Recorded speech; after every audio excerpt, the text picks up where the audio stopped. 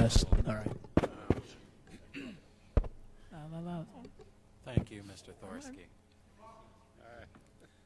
This is typically the public comment session of the board meeting, and as I see, Mr. Stockton is about the only person out there right now, but personally offering. You don't have no comment. You have no comment, so.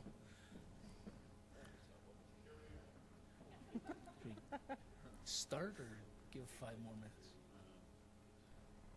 Legally, we can start, right, if there's no public out here.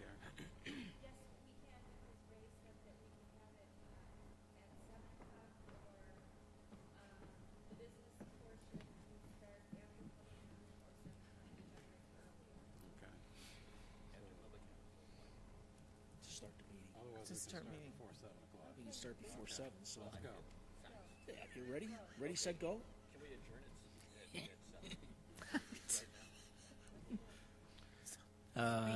Since we do have no public comment, and we've been advised by our legal counsel that we can start the meeting based on those kind of information, I'd like to call the meeting to order. First thing, order of business that we need to do is to appoint the Secretary Pro Tem. Would Mrs. Stockton be Secretary Pro Tem for this evening? I need to have a motion for that. I'll second. Moved by Mrs. Coletti, second by Mr. Heisel. All those in favor signify by saying aye. Aye. Opposed, no. Abstentions, none. Thank you very much, Mary. With that taken care of, then we need to have roll call. Mr. Brown? Here.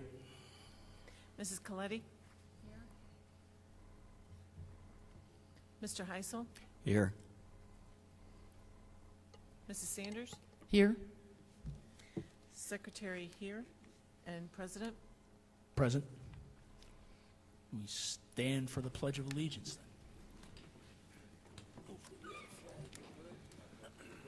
To the flag of the United States of America and to the republic for which it stands, one nation, under God, indivisible, with liberty and justice for all. Still want to say.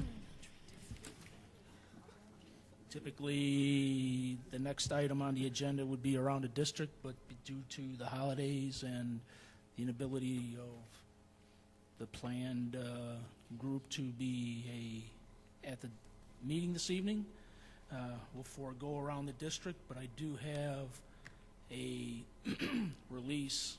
press release regarding one of our former students from Crete Monee High School, which I'll be very happy to read right now for the public. It's in regards to the WAMSO Annual Young Artist Competition winners. Juilliard student is the grand prize winner. This is dated January 16, 2012, and it's regards to Matthew Lipman of University Park, Illinois, a second-year undergraduate student at the Juilliard School, received both the grand prize and first prize awards at the WAMSO Minnesota Orchestra Volunteer Association's Young Artist Competition on January 15, 2012.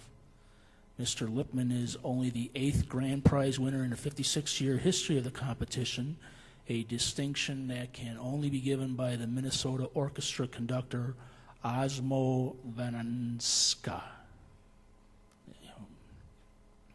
Mr. Lipman is studying viola with Heidi Castleman and Misha Amory, where he serves as principal viola of the Juilliard Orchestra. Previously, Mr. Lipman studied with Roland Vamos of Northwestern University and Matthew Mantell from Orland Park, Illinois. Mr. Lipman performs on a fine viola by Matteo Gaffriller, dated 1700, the viola on generous loan from the Rachel Elizabeth Barton Foundation. As part of his award, Mr. Lipman will return to perform in a subscription series with the Minnesota Orchestra. That's the press release regarding Mr. Lipman. I know that he's an extremely talented artist on the viola. We've heard him numerous times in performances here at the high school. He had done some solo performances, and the gentleman is extremely talented, and we wish him only the best, and congratulations on his Young Artist Competition Award. From the board, we appreciate when we have students, former students, nationally recognized or internationally recognized, and this is just another good thing that happens when we present students with the opportunities that we've done so far. So, congratulations, Mr. Lipman, if you can hear us, and keep up the good work again. So, from the board, I don't know if anybody would like to say thank you, but we appreciate it, and good luck in your further studies.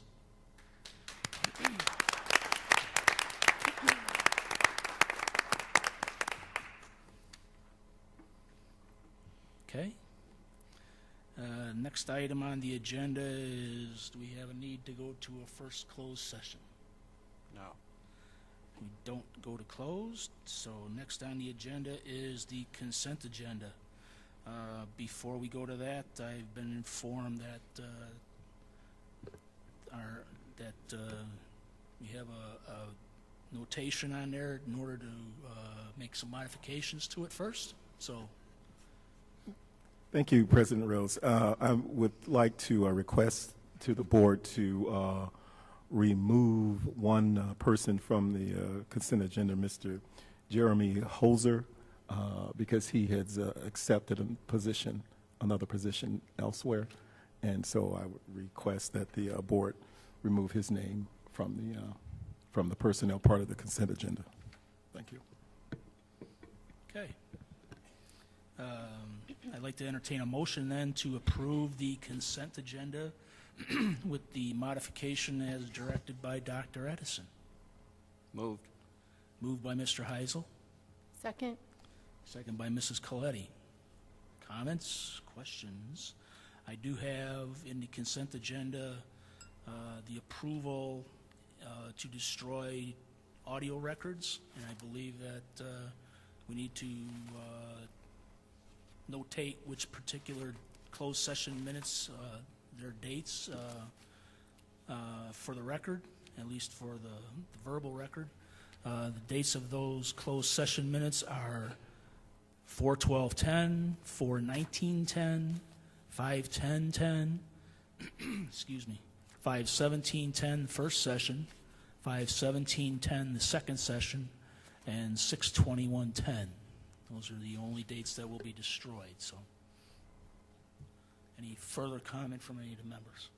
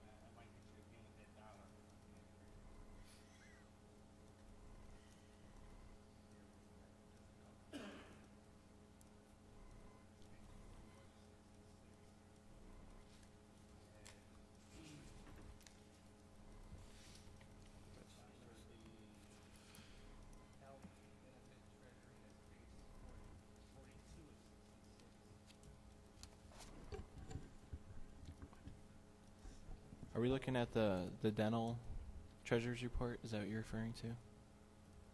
The first one, yeah. We're next to the 80,629. Are you wondering what the 0.00 in red is? That's just a check figure in the file. Okay, so that's good? Yeah, yeah, Okay. right. All right, page 42 of 66. Again, it look like we got another dollar issue here. If you look under revenues, total revenues, it should be $2,077.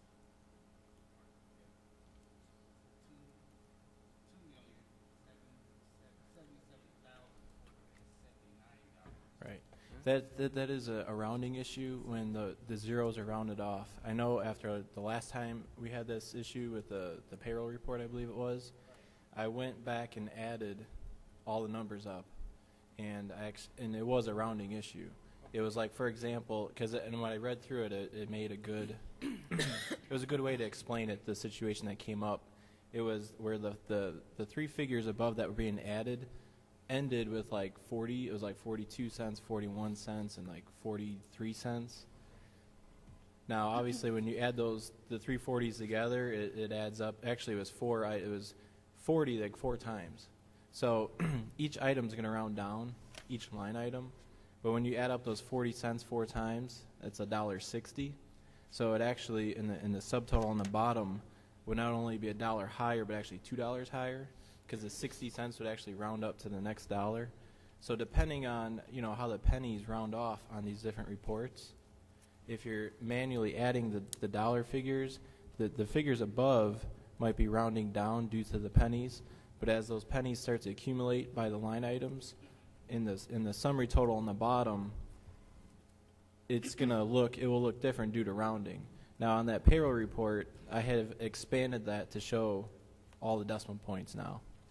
So this is just another report that, on the next quarter we could expand it to just show the pennies on here as well. But anytime we round figures off to the nearest whole dollar, you'll see that issue very commonly in any type of file that you're using rounding. It depends on if the decimal point is ending, and whether it's rounding down or up by line item. Yeah. These files have check figures in them, so it's not like we wouldn't be typing in a dollar amount and maybe doing a mathematical error at the bottom, because really the dollar amount is being entered in there, and then the total line would be a formula that's summing the values above. So, and then we have check figures, like you can see on here the formatting is where you don't see it, but on the other file you actually ended up seeing the check figure on that one, where it proves that the figures above add up to the total on the bottom. So in these two cases, this would be that scenario where you have a rounding difference when you're looking at the printout. Okay, so we're gonna leave it as is? We don't have a problem? Yeah, I think we're okay with leaving it how it is. It's accurate. If someone were to look back at it, it's not inaccurate. It's just rounding. Just the way we're rounding. Okay. All right, I'm good with that then. Okay with that? And just one, this is more of a, I guess, clarification. That was under, just bear with me here, just a second here. Under the interest on investments,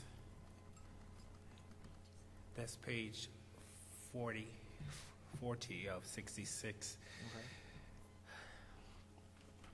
Under the different funds, and it says the FY12 budget, that amount, just using the first one there, education fund, that's 10,000, right? 632.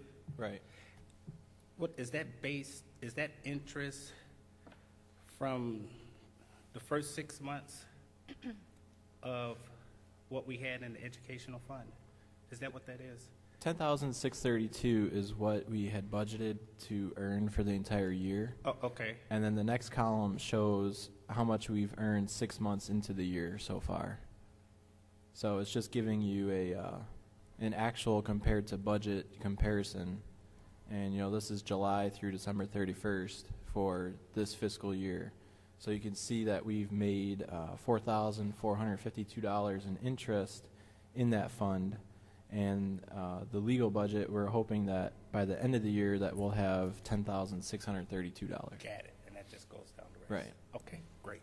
That's all I have. Thank you. That's all I have. Yes, sir. Any other comments? If not, then would the secretary please call a roll? Mrs. Coletti? Aye.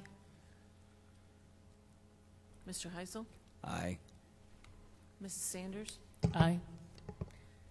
Mr. Brown? Aye. Secretary, aye. President? Aye. The consent agenda motion has been approved. There's a number of recognitions that I'd like to take care of at this time. The first one being a generous gift of $400 to the high school art department from the Crete Women's Club. We appreciate their generous donation. The next one is to Mrs. Terry Tobin in regards to her donation of 3 golf books donated in her father's memory to the high school. We certainly appreciate that donation. Thank you, Terry. And lastly, to Asco Chemical and Mrs. Kimberly Sanders in regards to respective efforts for planning and sponsoring of a field trip to attend a career conference at the Museum of Science and Industry by high school chemistry students. We thank you for that effort. The next item that we have on the agenda is our action reports. We do have one in regards to reciprocal reporting agreement with the Will County Sheriff's Department, developed by Mr. Elrod, so I'll let him expand a little bit on that. And before we do that, I'd like to have a motion to approve this reciprocal reporting agreement as stated in the minutes. Moved. Moved by Mr. Heisel, A second. second by Mr. Brown. Mr. Elrod, it's all yours. Thank you, President Rose. As most of you well know, we have had in place, and for the edification of the newer member, we've had in place for better than 10 years reciprocal reporting agreements with each of the 4 municipalities that we serve: Monee, Park Forest, Crete, and University Park. And what these reciprocal agreements represent is a means for collaboration between the school district and these municipalities as it relates to a variety of different exchanges of information.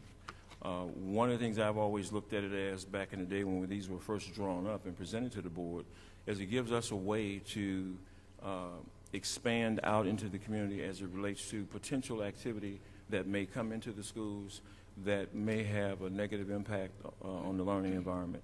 But it also serves another purpose. It gives us a way to identify certain aspects of the school community that can come back to the school that we may be able to harness in a way of providing interventions for students at risk because we have the ability to exchange this information.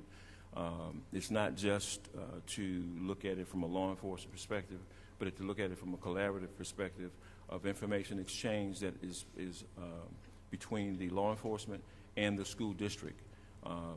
To expand it countywide gives us an even broader range to collaborate with the county in ways that we have not done so in the past. We've kept it very local. Well, keep in mind that each municipality has its own set of jurisdictional criteria and guidelines they have to abide by. Will County is the umbrella for the entire school district, and it gives us an opportunity to meet once a month to share information and to receive information relative to some of our clientele that we service, so that we might be able to not only identify them but work together collaboratively to put some interventions in place, as well as to stem any potential activity that may find its way into the school otherwise if we did not have this collaboration. I've dealt with these reciprocal agreements for many, many years. I keep a tight rein on the activity, and information is only shared on an as-needed basis based on any kind of cases we may be trying to process that have given rise to something that may be a bit more punitive. But in general perspective, it's a way for us to really work collaboratively to have law enforcement work with us in a positive way versus people looking at the school as it interfaces with these local entities in a way other than positive. These agreements have harnessed that kind of relationship over the years, going back, I'm sure now, a good 10 to 15 years. So what I would like to do tonight is recommend to the board that we add this as the final reciprocal agreement that now completes the umbrella for the entire district as it relates to interfacing with the various law enforcement entities and Crete Monee School District 201U.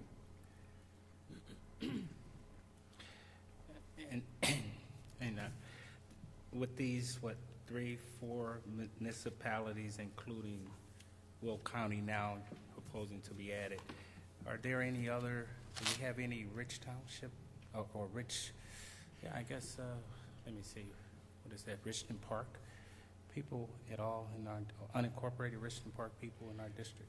Just up to the area that incorporates our school district. Okay, so We- this is it. This is final. It's incorporated within our school district, Okay. and to the limit that Will County's interacted with us in a number of ways over the years in terms of first response training and so on and so forth. But we are only going to deal with the catchment area relative to the clientele that they would have any type of relationship with or activity with as it impacts our schools. They have a process where they meet once a month, and they invite in all of the people who are principal constituents to the county, where we can talk about the different kind of activities that have been going on in our catchment area, so that we can pre-identify some of the activity where we can say, Mr. and Mrs. Jones, we understand that there's been some activity. We are going to interface, we're going to interface with your young person from a standpoint of looking at some things that may be adjudicated as community service, as interventions at the school, and hooking them into social work and counseling and so on and so forth. And we get a chance to catch it on the front side before it kind of becomes an issue that permeates the school, because we don't know. This kind of collaboration, and under the state statute, by the way, we are given governance. That's how we created the other 4. So this would fall under the same statute of Illinois that would allow us to do that. Okay, so this is capturing all of the law enforcement agencies that we want to get. Absolutely.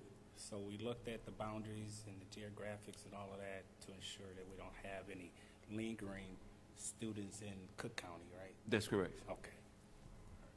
That's all. Thanks. Okay. Anything, Any other questions? any others? No? I have one in regards to this. I know we're working at the local level and the county level. Is there any need at all to go to state police to have this kind of same kind of thing? No, not unless it would fall into the big 3. And the big 3 that are reportable, that we have to report whether we're interfaced with the county or local: weapons, alcohol, drugs, and combination of any type of assault on a staff, or now bullying, even so much so. So that would be the scenario under which it would give rise to the state level. Okay. Weapons, drugs within a safe school zone, and assaults against any type of physical assault against personnel. And now they've even added bullying. Okay. I have one Go ahead. question. You know, last month we were talking about the missing student. Yes. I know I heard over the holidays some conflicting information. So are you guys, so we're reciprocating, are they sharing information? Would you be able to access any Information like that we would be able to access dealing with Will County. The last status I saw before we went out to break, unfortunately, that this was a kind of a family situation that kind of got out of hand, and it was she voluntarily left home, but yet she has not resurfaced to my knowledge, and it's a good thing we have not heard anything more drastic than the fact that she hasn't resurfaced. But the circumstances around her disappearance, if you will, had to do with some domestic issues that were, let's say, growth and development as it relates to the parentage and the child.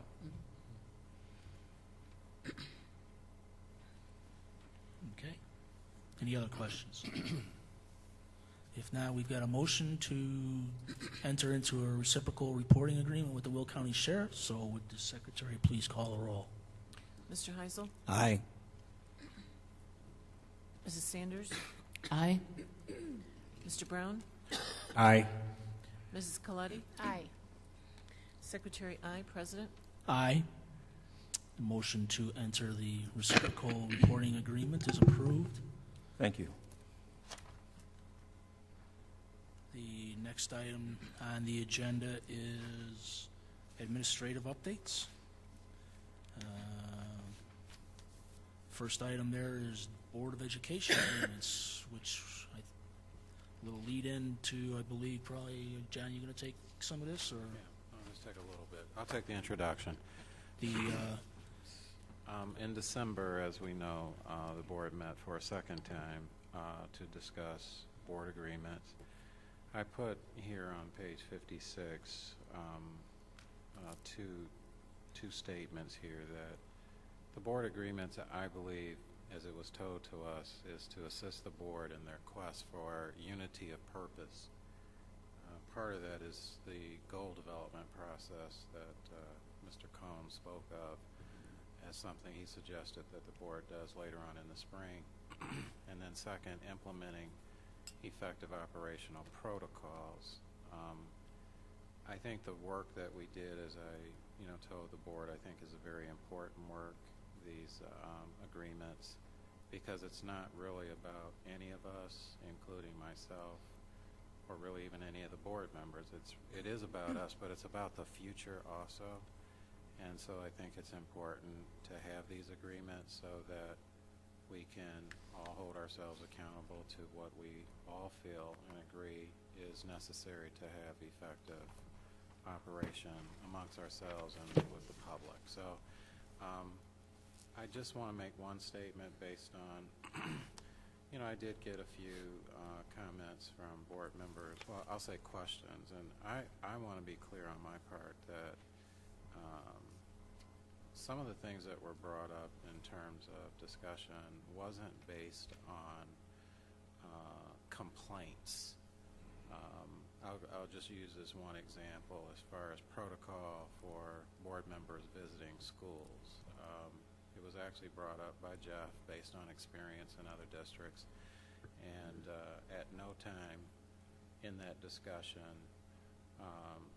did I or anybody else that I can think of, state that there were people who might not be following protocol. But I did mention that I think that it's just good to have protocol to make sure that the principal is acknowledged and that everyone is aware of the purpose of the visit and procedures are followed, and that the staff is aware of board members in particular when they come in the role as board members, that they're in the building and that it's always there for a purpose that is for good.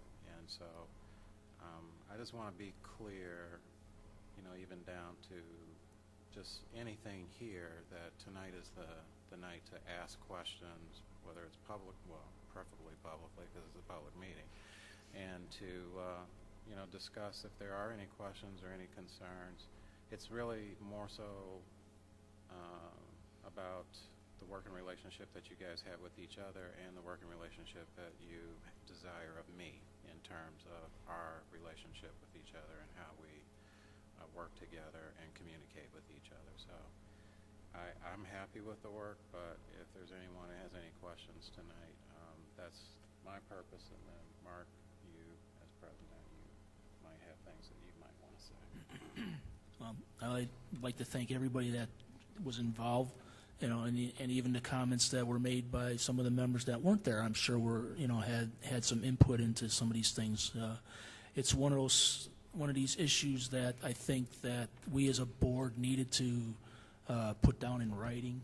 Some of the things that we're expecting to do, and we want the superintendent expects, along with our relationships when we go and visit campuses and talk to people, things like that. So, I look at this document itself and everything that's included in it as basically a very live document that, as things progress and we go forward, that, we discuss changes or modifications to it. So with that in mind, I'm very happy that at least this was developed, and it gives us some guidelines to follow as board members when we're out in the public and speaking to our constituents and doing the things that we need to do as board members. So basically, that's my small little comments. Anybody else have anything or any changes or modifications to what's been included right now?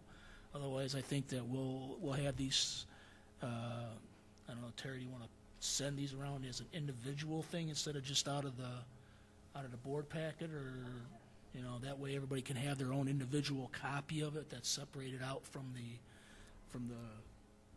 the agenda that we've got here, and go from there. So, open for discussion. So. You know, Mark, I see under this one document that Superintendent Rogers put out, and was basically reading from, under the board policies and past practices, and it says the Board of Education has policies and procedures. I know we deal with the policies, but I'm still not sure what the document on how the board will handle themselves, how they would communicate with one another internally. Is that a procedure? And then I heard the phrase guidelines, and I heard you say that this is a living document. It can be changed as appropriate. So I'm just trying to figure out exactly how are we going to capture, if we're calling this a procedure or guidelines, how are we going to capture it? In other words, how is it going to be documented moving forward and shared with new board members, so on and so forth?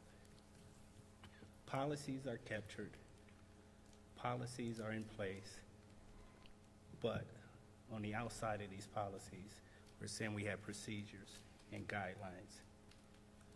So, trying to figure out just what's the protocol.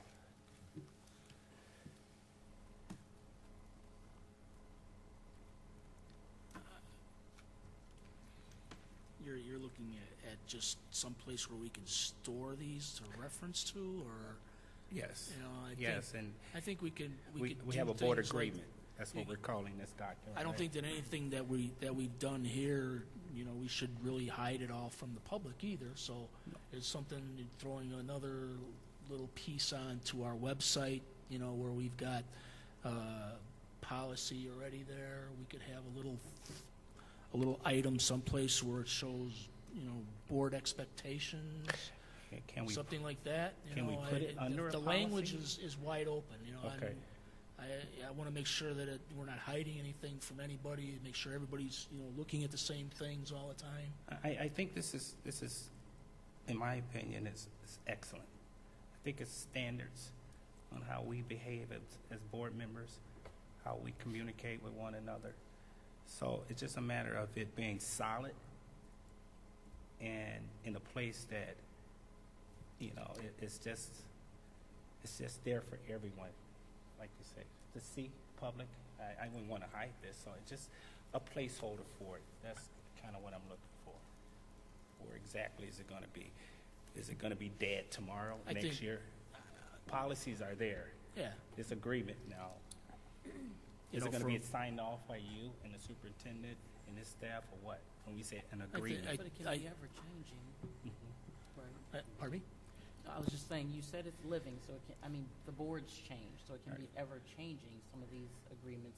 I read Dr. Rogers' statement somewhere where he said, did it say something about I expect As the superintendent expects, that's, somewhere I remember reading that. So, I mean, in the case of Dr. Rogers, if there's another superintendent yeah. or other, That's- obviously they may Sure. have A different some approach. other kind of requirements or expectations that, I mean, I don't know if this is standard, but I would imagine anybody would, you know, I keep seeing this no surprises, so I would go with that standard for anybody in that role. But I'm just curious as to you, Mr. Brown, and just from my inquiry, you mentioned, Dr. Rogers, about visiting. And it just, for me, and I want to make it clear and state this publicly as well, going into the principal's office and saying, I'm here. I know for my own individual, I've called. I don't stop in the principal's office and announce, again, I'm standing in the building. Again, I don't want to make, I think it's nuisance-like behavior. people start putting on airs and doing things that just be normal. Let the school building be the day. It is, from everything I've read, a part of our duties and responsibilities. It doesn't say anywhere to make these announcements. I hear you as far as agreements wise, but it just, I'll say, and I don't know this for what I think, I know this for a fact. There's a lot that goes along with board members, whether they say they're coming in as a parent or not. I mean, just different things happen. I can't imagine, I sign in, do what any other parent does, but what is it that's so different? And are we perpetuating something that's not even a big deal? Walking into the building shouldn't be any different for me than it should be for any parent. What is going to be done or not done? And quite frankly, I'll be honest, I've seen things done while I'm in the building that shouldn't be done with people knowing that you're a board member. So I don't know that it makes a big difference to a lot of people as far as the position per se. And does the principal or an administrator get on the all-call and say, board members in the building, be on the lookout? And I've heard that from employees themselves. So again, be on the lookout for what? What is happening today that isn't happening every day? Are we not on our best behavior all the time? And to be honest with you, just not knowing, I'm not saying somebody's walking around looking as a spy, but it's very important to be able to, you ask us to vote on things. We talked about the boiler last week. I'm not going to go in the boiler room at Crete Elementary without Daniel or some supervision, but certainly, I have to see or believe that the boiler is really working. We've talked about budgets, and all of this to me just relates to this, being in the midst of this situation. And I hear you guys saying, don't micromanage, trust me when I say the boiler needs to be fixed. But when you ask for unilateral agreements and for us to come together, I think we just need to be mindful of what it takes for somebody else. And I'm going to just speak for me, namely me. I might have to see it. I might have to go in the building and see certain things just for my own benefit. When you say the school is overcrowded and we need to build a new building, you can't necessarily tell me that. I want to see that. Or that we need extra nurses or whatever.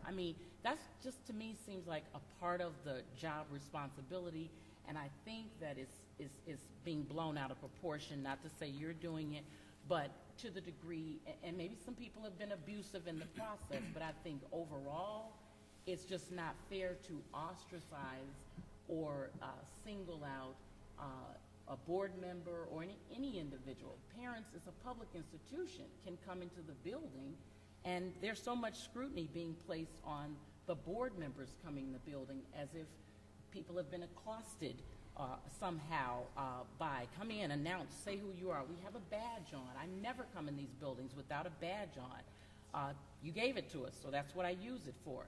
So I don't have a problem with much of it. Some of the things are vague. When you say no surprises, again, I read this Sunday night and again today. Sometimes, when you say no surprise, it's not necessarily someone trying to come at you and say, well, what about this? But there are extenuating circumstances that may call for you to ask a question. I just want it to be, if it's an agreement of everyone, that it should be open, and there should be some stretchway or some leeway, because this is not a tag for tag, and people have questions, and they're just not always going to come up in the moment that you're reading these items.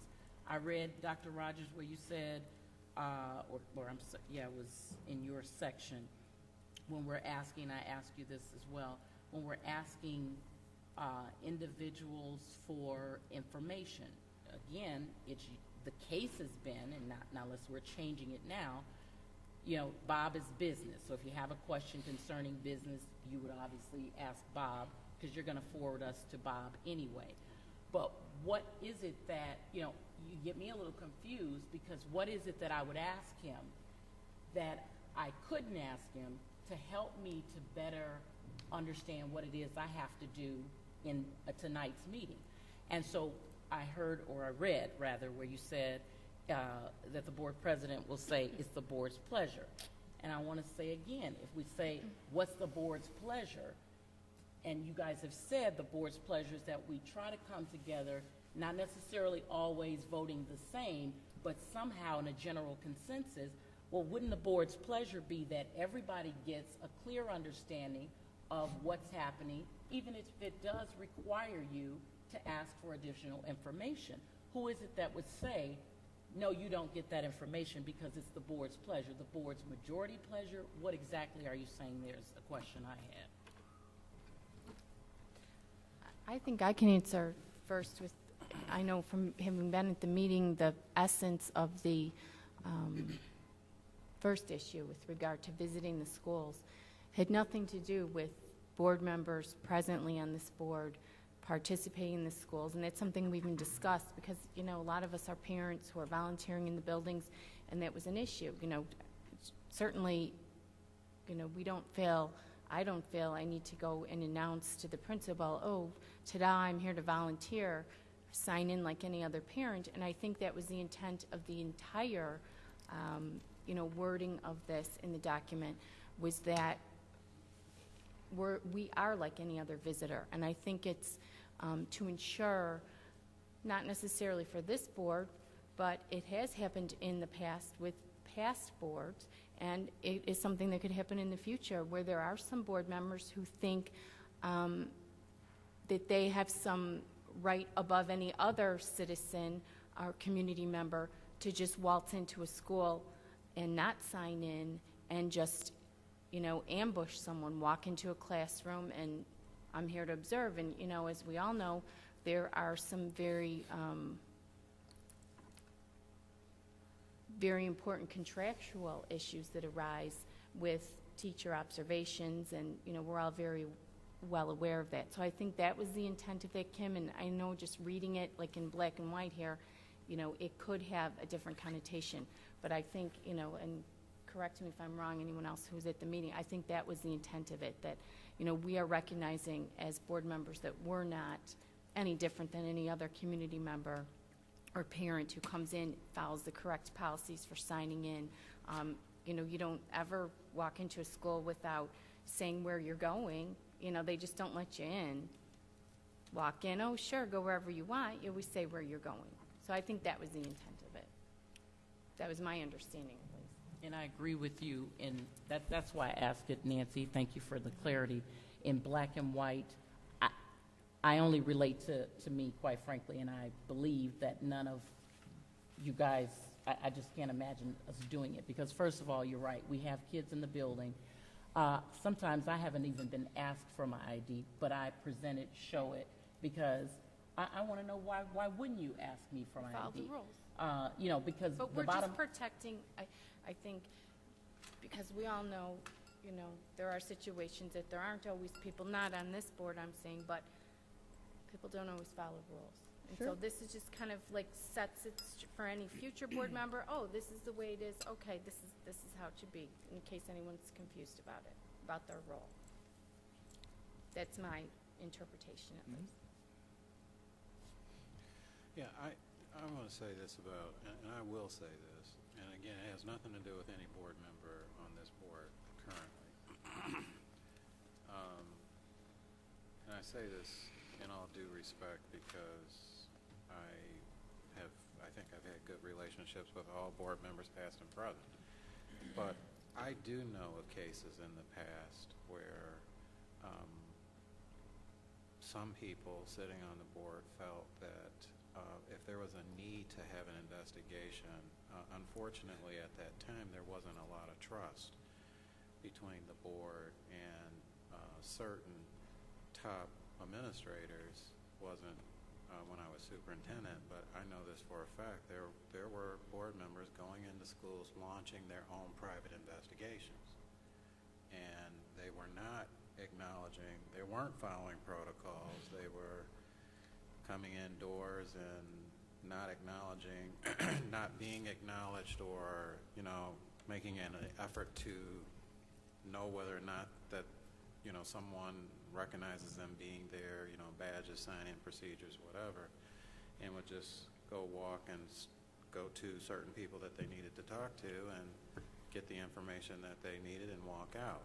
And so I know when I first took this job, I had to have conversations with certain people to say, you know, that's just not a good way to operate. And I think once trust, you know, was restored to the point where people felt that if they have an issue that needs to be looked into, that the superintendent especially, or any of the central office members would look into it and bring back the facts as they truly stood, and not some fabricated story. So that's why I think agreements have to be way beyond, again, just us. It really has to just be something that is simple truth, a simple principle, and not to think of it necessarily as, is this being said because some violation has occurred with us, but is it a good principle of practice?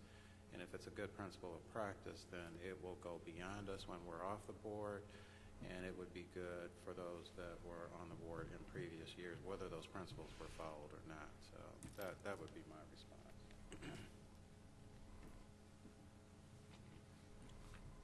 Any other comments? No? I think, you know, we need to, like I said earlier, that this is a live document. I think any time that we have a change in personnel on either the board or upper administration, that we have to review these particular goals, or whatever we're calling these things, the board agreements, just so everybody's on the same page. As John said, you know, it's something that everybody should agree on and use, you know, as a point of reference. You know, I don't want to make a big deal out of this, but it's something that everybody, I think, needs to have some kind of guideline. Otherwise, you don't know which direction you're going. You know, somebody can do something and somebody else do something different, and there's no consistency. And that's what I'm looking for, is just to be able to be consistent in how we execute ourselves in the public and in our various ways of how we go about our board business. So with that in mind, there's really nothing else to do with this other than, you know, we'll bring this back shortly or whatever. One last comment on this. Under the titles, you have the board agreement. It just seemed like it's so direct. And when it says this board expects and this superintendent expects, I know it's a living document, and you said we need to review it each time we change board or a new board member comes in, as well as a new superintendent.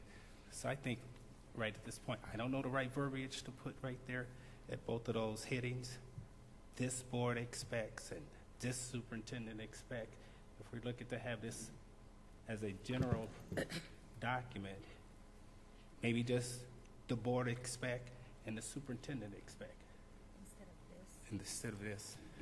That's fine. Yeah. Yeah. Because then it takes it out of this board, meaning this one. And I think one of the things that you were talking about, Maurice, actually both of you alluded to this, is what do we do when new board members come on? It's part of the workshop.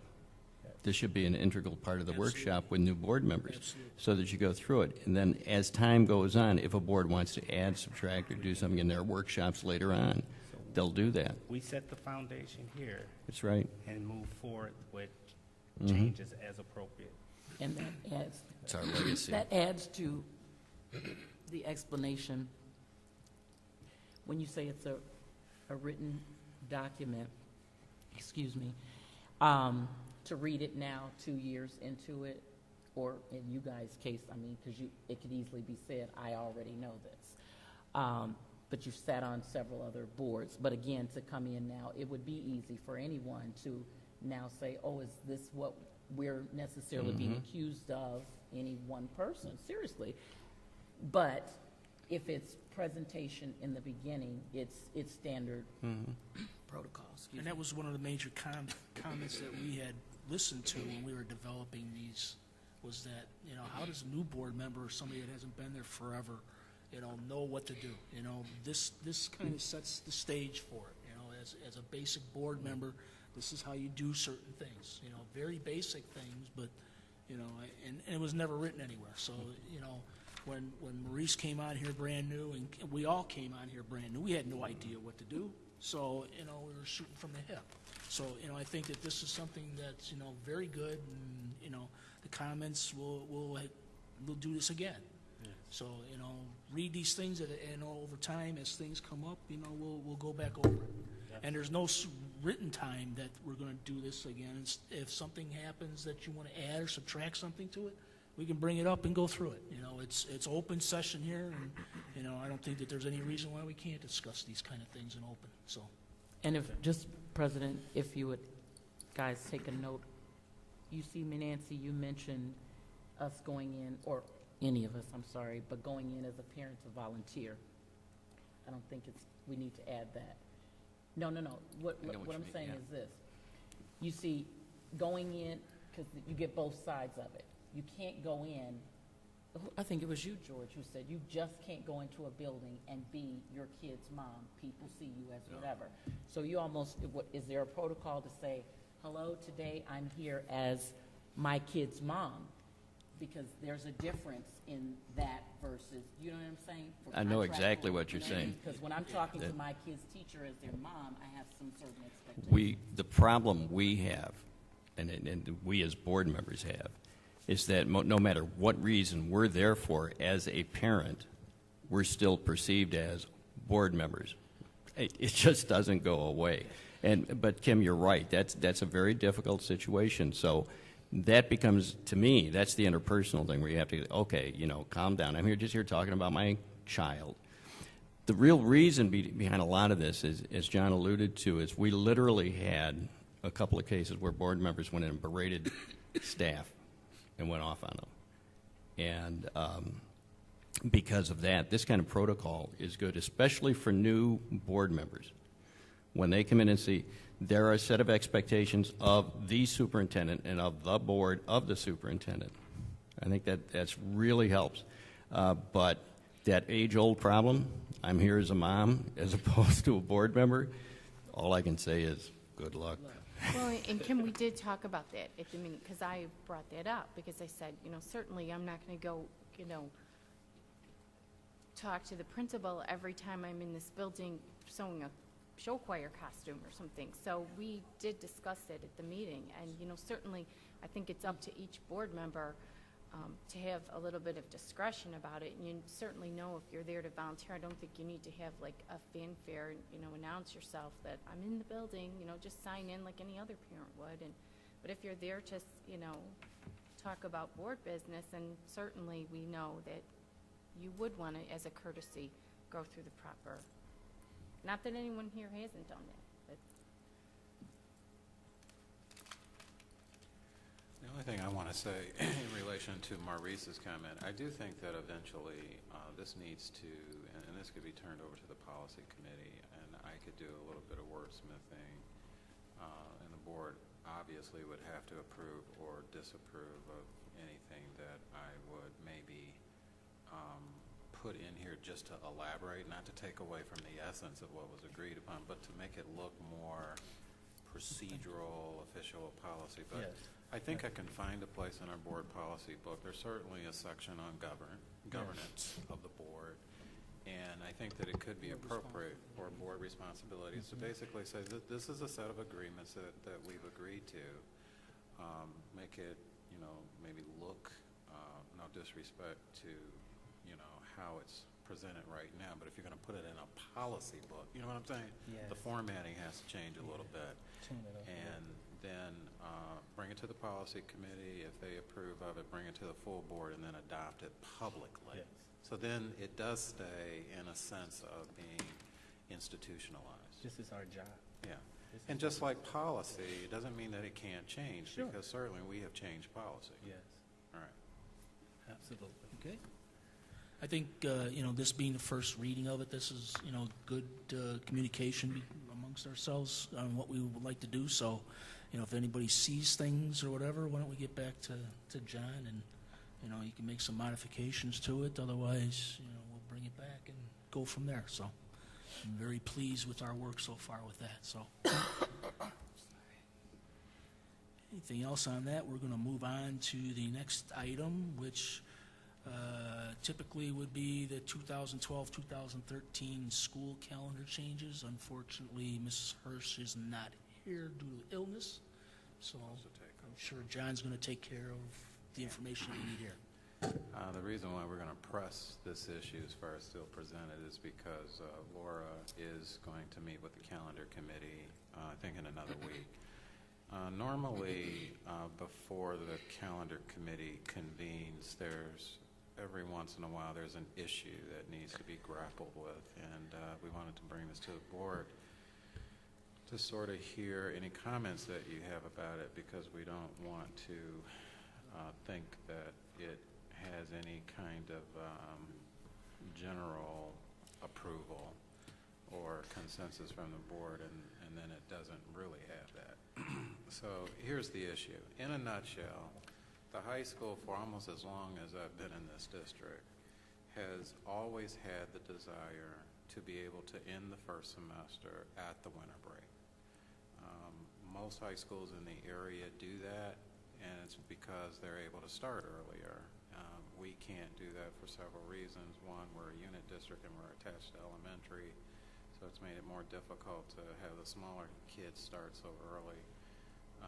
All our buildings are not air conditioned, and we've looked at even maybe having 2 different calendars, which became problematic with the state, payroll, a whole lot of things, the union, et cetera, et cetera. So it still is a pressing issue, and so what we decided, or what we want to suggest, is just that simply there is no rule, policy, or actually any protocol that states that the semesters have to be dead even numerically. We've tried to keep them that way. I think just from our own sense that it was important for some reason. But the more that we looked at what other schools do and what the state requires, which is, it isn't a requirement, we said the way that we can solve this is that the second semester would be a tad longer than the first semester. What we're proposing for the district, at least 6 through 12, because K through 5 are on trimesters and they would still remain on trimesters. But for 6 through 12, it would be an 81-day semester next year, first semester, and a 94-day second semester, which gives you about a 13-day difference, which would allow the school and finals to, especially at the high school, to be completed prior to going out on break. So when the students come back in January, they're starting a new semester.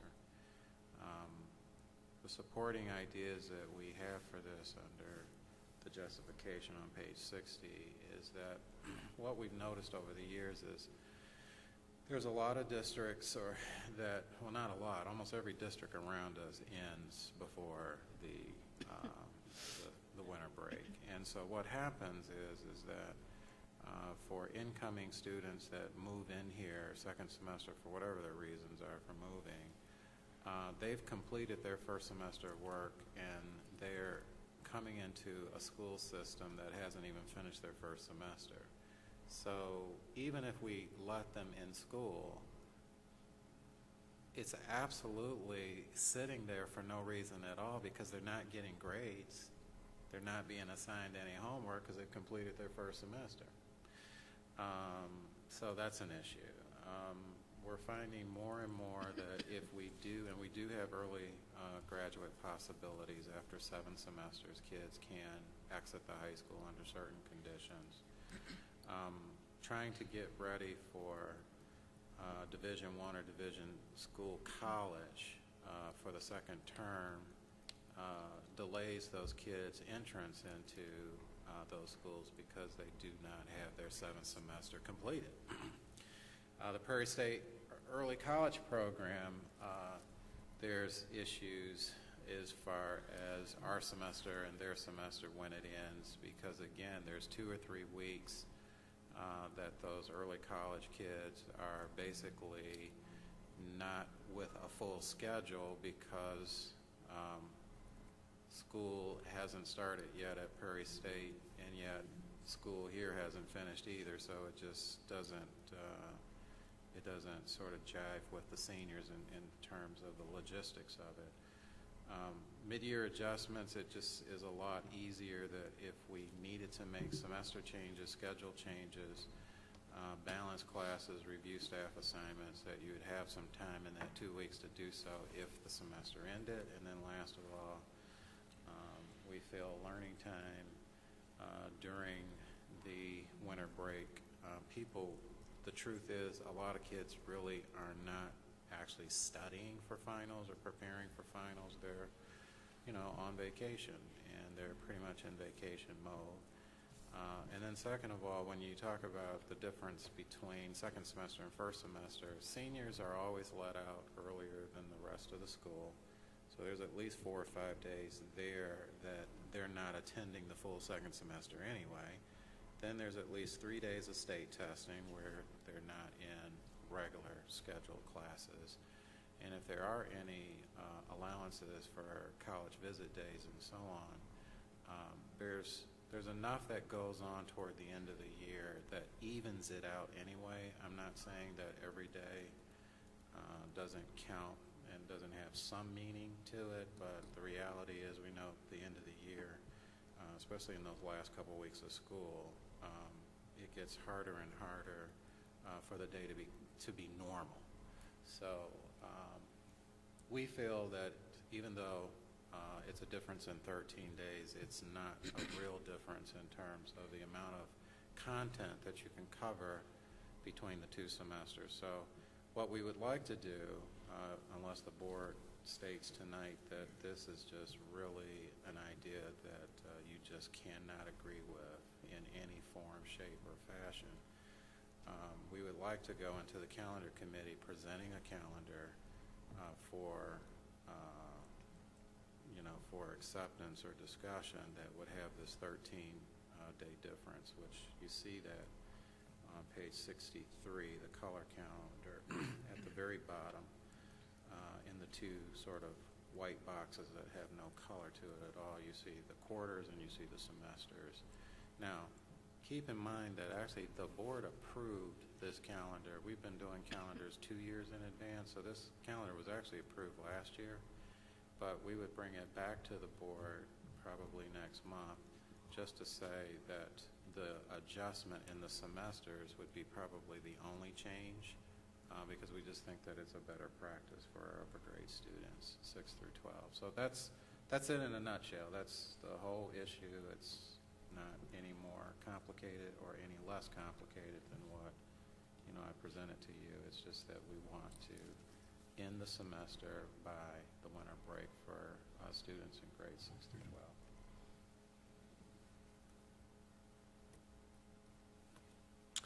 Questions, comments? John, if you look at October, Yes. on the first schedule there, October, is that a date missing there? Not on the calendar itself, but the sheet prior to that. 62. Are you On 62? 62? Yeah, and it doesn't, it's showing Oh, 3. yes, I know what you're saying. Okay, Under the 9th, yes, we'd have to put the date in there. That's a mistake. but it shows 4 or 3. If you look on the calendar, the new proposed calendar, am I only seeing 3 3 days. 3 days there? Yeah. So, Yeah, so You got one maybe day that's without a why date. that one day was missing, because they meant to delete the whole thing rather than just to delete the number. I see what you're saying. I think what I'd have to do is just take it back to Laura and say, look, there's a discrepancy between the color calendar and the white, what I call the verbiage calendar. the verbiage, yeah, I was going to say the And doc. we would have to come back. Obviously, the 8th is Columbus Day, so let me go back to the other one.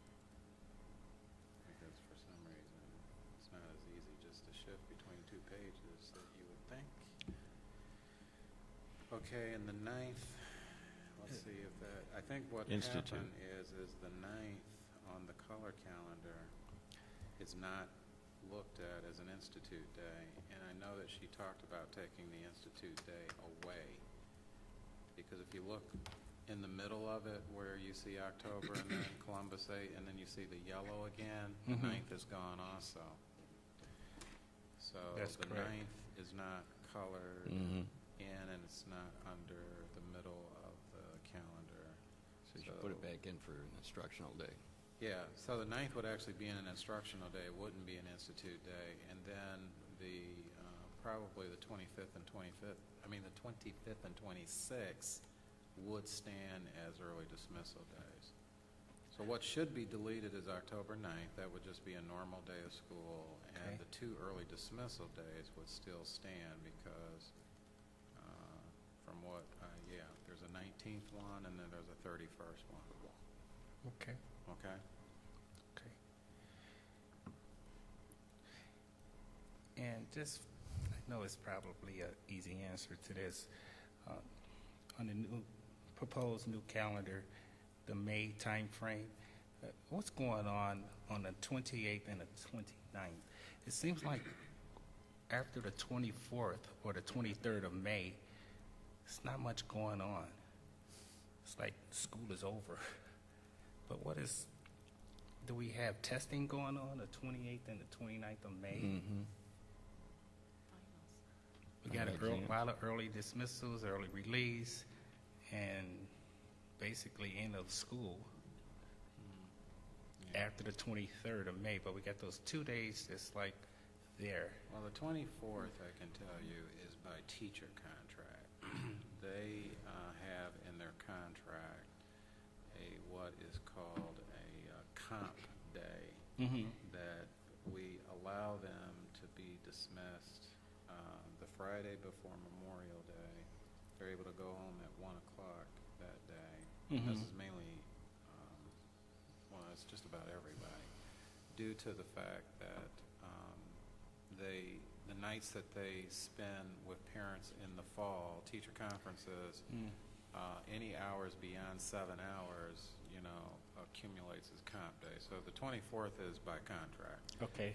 The 30th and 31st is just the closing days of school. And according, again, to the high school in particular, they need about 3 half-days to really, 2 is squeezing it, but they need about 3 half-days to include, or to conclude all of their exams. And the last day of school, which is actually the record day, June 3rd, is actually a makeup day. If you were absent, or for whatever reason you needed to make up an exam, kids don't normally attend that day, at least not at the high school, but they'll come to school if they have to make up anything. Really? Yes. So it's just built around the fact that you don't need all day, and the reason why they do half days is because the teachers still have to have time to score the exams and then post their grades. They have to do the administrative work behind finals, and that's why they're half days. Plus, the state gives you so many half days anyway where it doesn't penalize you. You just have them for the sake of either management, administration, staff development, and you get, I think, anywhere from 5 to 8. Don't hold me to it because Lord knows it like a book, but you get X amount of institute days, X amount of half days that are given to you by the state, and so we just put them in the calendar. So as a whole, this calendar is, I believe you said, 13 days Difference between the semesters. between the semesters. Yeah, by law, every school district in the state of Illinois has to have a minimum of 175 days of instruction, which we have. So we haven't changed the days of instruction. Mhm. We're just shifting that the second semester is a tad bit longer than the first semester. How would that affect transportational costs at all, It doesn't, because you're still transporting them for 175 days. Doesn't make a difference what the days are, as long as it's not extreme. But I'm saying is, as opposed to, I'm really getting Okay. anal about this, as opposed to buses being ran in the wintertime longer, more gas being spent, will they come back and say, you know what, we actually spent more costs because we have longer times running these buses during the winter time? It's just a thought. Just a thought. Well, see, you're still running for the same amount of days in the wintertime. The only thing you've done is you arbitrarily have just ended one grading period a little earlier. Winter is still winter. Maybe Yes, winter starts when it starts, and Sure. it ends usually when it ends, and you're still going to run the buses during that Okay, time. it's just how we end one semester as Yeah. opposed to the other. Yeah. Think of it this way, Maurice. It's internal. The only change would be internal. It doesn't have any impact on any of the externals as far as the district is concerned. Okay. All we're doing is saying a grading period would end 13 days sooner. And from when I was a teacher, you can't believe how much a high school kid can forget between the beginning of winter break and the end of I agree it. with you. It's frightening. It is. Yes. And I do know that the teachers in the other districts around here, because I work with them, who end at the winter break, their first semester ends then, they love it. Because there are two reasons. One, the kids are really more prepared for their final exams, and the teachers are not grading papers or working on anything over the winter holiday either. They're getting ready for the next semester, but it makes their life a lot easier. Okay. So I think it's just great. That's great. The other thing that Bob brought up to us from a mathematical ADA standpoint, he said actually what you've done is you've given more teeth to December in terms of kids, staff, and parents wanting to make sure your kid is there every day during those 3 weeks to make sure that you study, get prepared for all your finals, take your finals, and then the whole family, if they choose to, go and really enjoy their vacation because they just don't have that burden. I agree. I think it was earlier this week. Was it earlier this week? No, this is the latter part of last week. I drove past Downers Grove, and I saw on their billboard, finals. Like, it was last week. Yeah. I'm like, whoa, didn't they take that prior to the winter break? So, yeah, this is a good thing, I believe. Maurice, I actually had a student tell me they would prefer to take their test before winter break. I They're like, agree. I agree They with had that the same 100%. exact reaction. They're like, we forget We everything. forget, yeah. We do. So start afresh. Yes, I agree. exactly. What is if I'm only going because I'm relating to college things where you have one class in the fall, you have another class in the spring. Is there a percentage of that kind of issue out there where and it's probably more at the high school than any place where you take one class in the fall and another one in the spring? What does that do? You're probably going to still get the same instruction. However, you're going to have to probably compress some of the things in the fall semester in order to make sure that the 13 days don't hurt you as far as the class amount of information that you're receiving there. So Yeah, I know exactly what you're saying. It's just making sure that a semester course stays pure in the amount of content that's supposed to be covered. Right. Yes. And one of the things that we didn't say, which is important to know, is, in fact, depending on the comments of the board tonight, we're meeting with the administrators tomorrow to report on this issue as well as a few others. But one of them is going to be that the first semester of school, we have to take out as many of the days that we don't need to be out, take them out and put them in the second semester, meaning like that Institute Day. That's why it disappeared, is because put it in the second semester, because every single day in the fall has to be as many instructional days as you can. You can't have a lot of disruptions, and I'm out this week because of training of staff and all of that. So the point is yeah, you still have fewer days, but you got to make sure that you don't have a ton of disruptions so that you can make sure that you get everything in that you need to get in that semester to make the semester have integrity and fidelity in terms of it truly is a full semester of instruction that is compressed yeah, a because little bit. because but it does look like there's a few days that you miss in each month. September, October, and November. Is quite significant too, with just days off. But Right. And I'd gotten that comment too from people, from students even, that we're in class, this week, but next week we're off 2 days. And, when are we going to go to school? We're always off a half a day. And when you get that kind of comment from students, that's significant. So, Right. so that's what I was questioning. So. Yeah, we have thought about that. Anything else on this? Okay. We'll move on then to the next item on the agenda, which is the fiscal 12 second quarter update. Mr. Bruce. Okay, I have our second quarter update. On board book, if you scroll down to the attachment, I have some color-coded charts in there. It's showing you our progress so far this year. It shows you the breakdown by fund, how much we had budgeted, and then how much we have spent in the first quarter and then the second quarter. And then you can see by fund below a pie chart showing in green how much money is left to spend for the year, and then in red how much has been spent already. With that being said, based on these numbers, our salaries and benefits, which make up the majority of our budget, they're on track. They're trending to meet our budgeted amounts. They're actually trending about 1% below our total budget for the year. If you were to take what we spent so far and kind of extrapolate that out for the remainder of the year, we should come in slightly below budget. In terms of supplies and equipment and services, all of those budgets are on track. No budgets have been overspent as of today, so everybody's still in line with their 2012 allocations. And then finally, our transportation budget is trending favorably.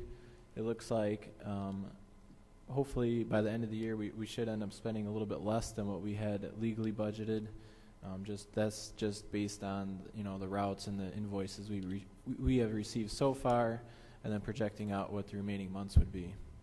In terms of revenue, works the exact same way. It's on the second page. Once again, you can see what we had budgeted for the year and then what we've collected so far in the first and second quarter. Basically, most of the revenue collected has been property taxes and then one payment from last fiscal year from the state, and then also our general state aid. In terms of general state aid has been coming in on time, so we get our monthly general state aid payments from the state, which is our primary funding from the state. However, all the mandated categorical grants, including transportation, special education, early childhood, all the different mandated categoricals, for this fiscal year, the state has not made any payments so far because they're still on last year's cycle of being about 6 months late on all payments. So the state, as of today, owes the district a little over $3 million. We expect that we'll receive our first payment, which was due in September, probably in March, and then the December payment we should get most likely in June before the close of the fiscal year. And then we would receive the third quarter payment probably over the summer sometime, and then finally the last payment would be received in the middle of next fiscal year. That would just be a repeat of basically what the 2011 payment schedule was. We had budgeted for that. I mean, our budget is set up to anticipate that 6 month lag in the payments. So based on if they do remain with that pattern like we've expected, we should collect. You'll see these charts at the end of the year, hopefully primarily be all green and indicating that we collected all of our funds that we budgeted to collect. But for now, you can see what is in red is still what remains uncollected.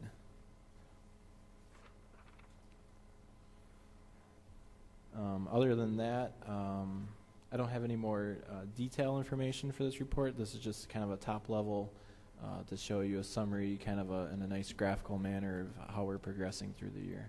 If you have any questions, please let me know. Or just see you Saturday?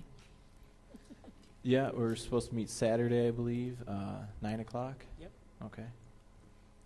The way the budget's looking right now, we're not anticipating having to do any tax anticipation warrants for this year, are we? No, luckily for this year, we started the year off with a very healthy fund balance, and despite the delays in the state payments, we should not have to borrow any money on a short-term basis because we should have sufficient fund balances to cover that time of the year where we go several months without receiving significant funds, sort of borrow from our own internal reserves, and then when we get our payments come summertime, pay back those, basically pay back the loan to ourselves, pay back those fund balances by the end of the year, which is nice because then we don't have to incur the cost of selling tax anticipation warrants and the interest and everything that's associated with that.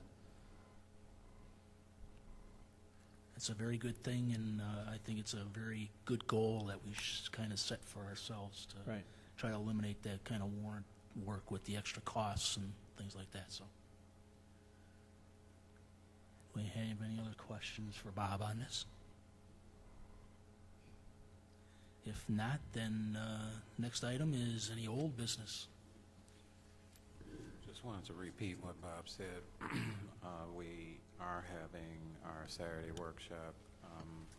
I've been informed today that we're going to shorten our workshop, so it's only going to be from 9 to noon, which makes it more palatable if anybody wants to come. We do have 2 board members that have committed to come. If there's anyone else that is going to come, please let Terry know no later than tomorrow, because if it goes beyond 2 board members, we're going to have to post the meeting just to be legal, because then it becomes a board meeting. The second thing that I do want to let the board know, I talked to the union about this meeting on Saturday, and because of next year the contract, well, they'll be in their last year of their contract, and because I believe that we do need to be transparent with all of our stakeholders, and they're one of them. I told them that if this meeting actually took place, that only the president and one other member could come.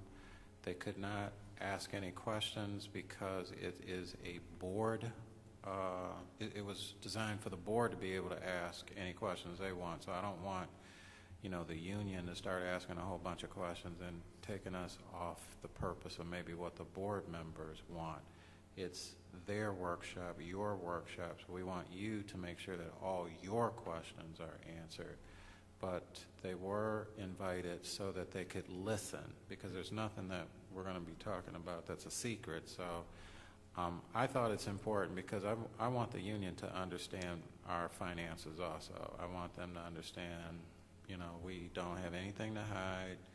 So when it comes down to negotiating a contract, there's nothing in the budget that, is hidden or a secret, or, there's some large wad of cash that we're, trying to hide from paying them, if you understand what I'm saying.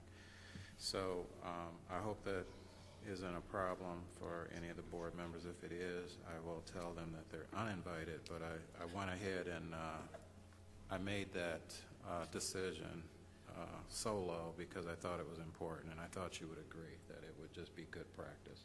And I don't know if they're going to show up or not, but I did invite them, the president and one other person of their choosing. So, no, it's Melba Cersei's the president. Okay.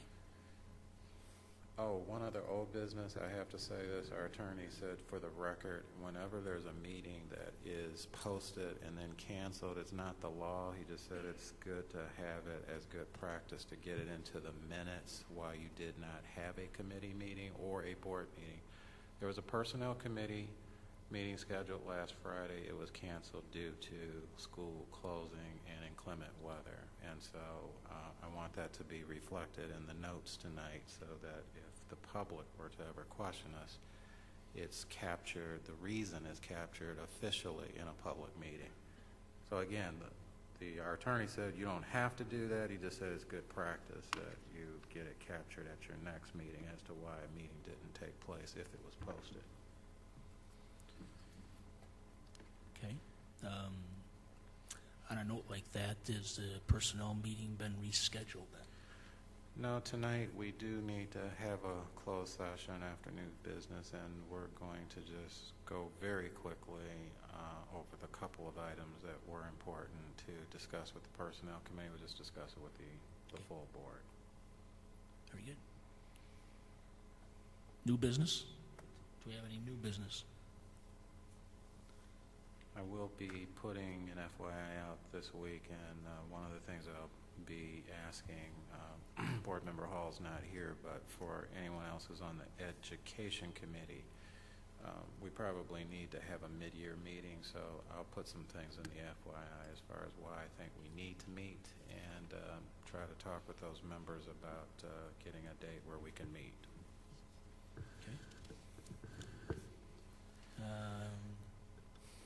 We do have a need to go into a second session of closed. Actually, it's only the first session this evening, so I need a motion to go into closed session to discuss personnel.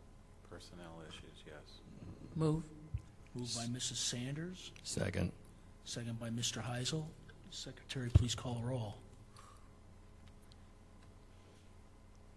Mrs. Sanders? Aye. Mr. Brown? Aye. Mrs. Coletti? Aye. Mr. Heisel? Aye. Secretary, aye. President? Aye. We are in closed.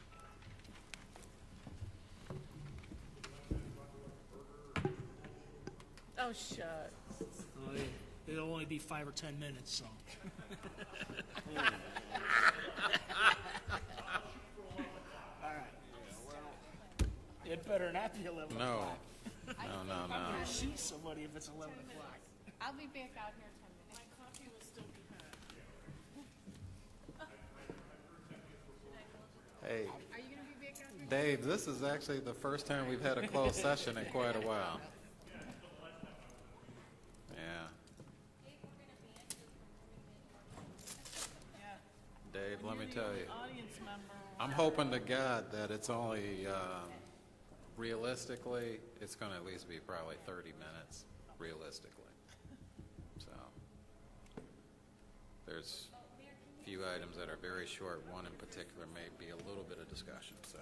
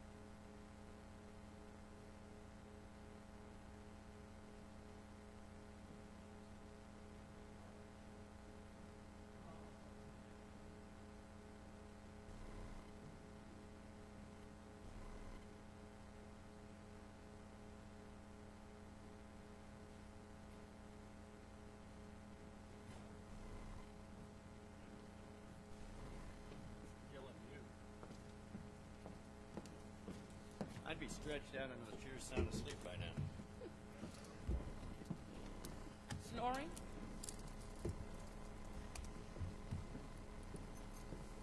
I watched that.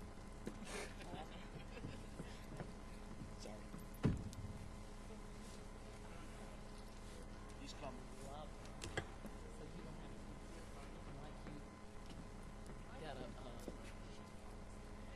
I told you my watch stopped.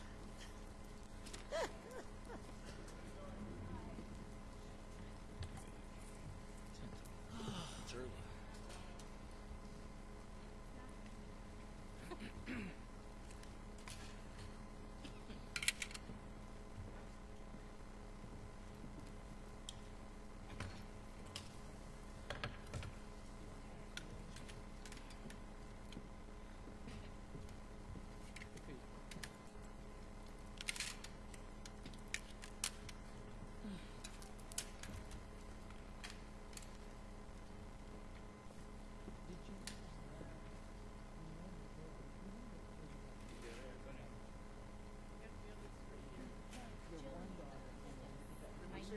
I'll move to come out of close.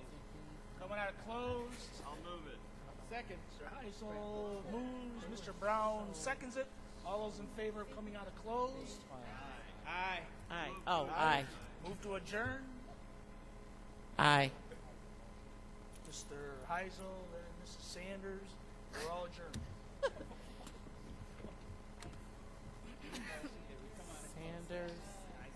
Sanders.